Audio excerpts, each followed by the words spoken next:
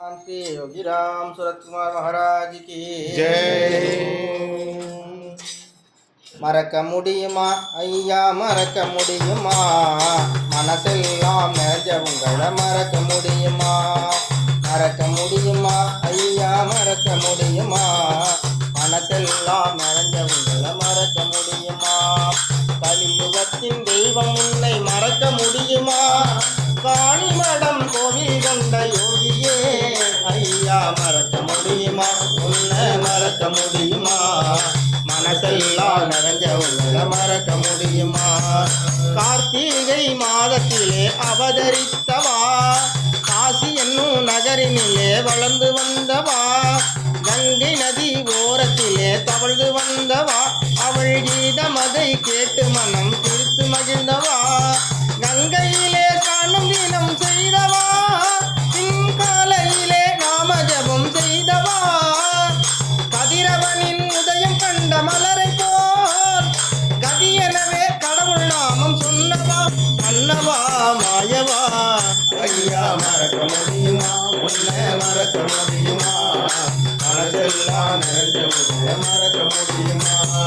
பள்ளியிலே படிக்கும்போது சாதுக்கள் உடனே பல மணி நேரம் அமர்ந்து ஞானம் கற்று தேர்ந்தவா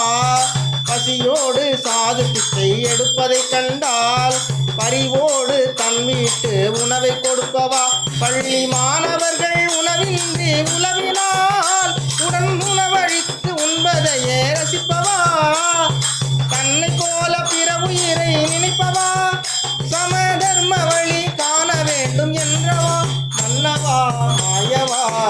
ஐயா மறக்க முடியுமா உன்னை மறக்க முடியுமா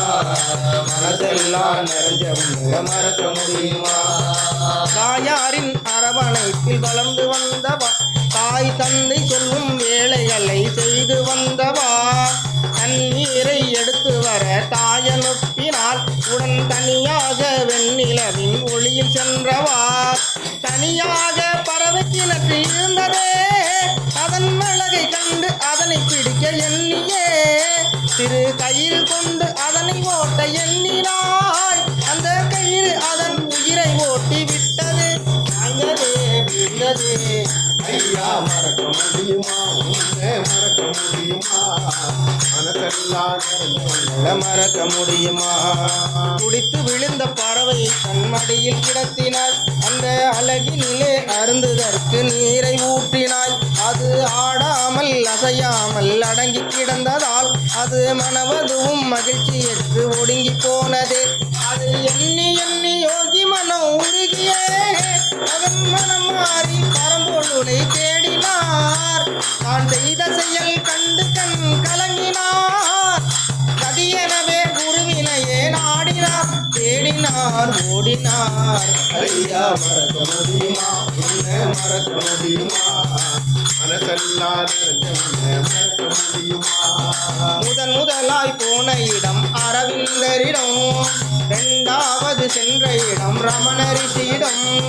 மூணாவது போனார் சுவாமி ராமதாசிடம் அந்த மூவரையும் கண்டார் அருள்தாகம் தீரவே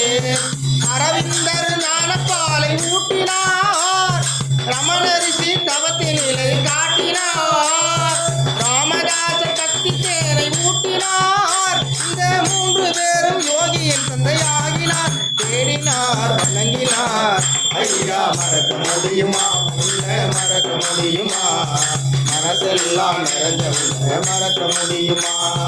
திருமாதம் யோகி ராமதாசிடம் இருந்தார் இந்த உலக சேவை செய்திடவே குருவை பணிந்தார் எங்கு செல்வாயோ நீயும் என் மகனே என்றார் அதற்கு ஏற்ற இடம் திருவண்ணாமலைதான் என்றார்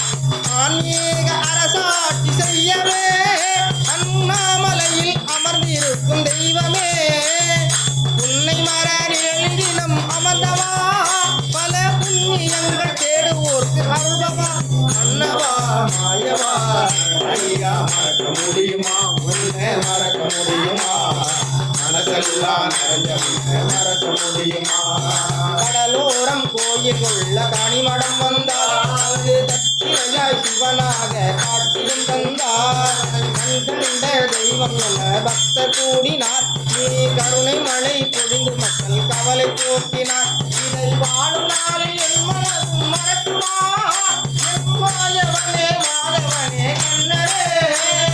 வாழும் நாளில் என் மனதும் மறக்குமா என் மாயவனே மாதவனே கண்ணரே திருச்சி நகர் நோக்கி இருந்து வருகவே இந்த உலகை எல்லாம் ஒரு முறை குழாடவே கண்ணனே கண்ணனே ஐயா மறக்க முடியுமா உன்னை மறக்க முடியுமா மனசெல்லாம் நிறைஞ்ச உன்னை மறக்க முடியுமா மறக்க முடியுமா மறக்க முடியுமா மறக்க முடியுமா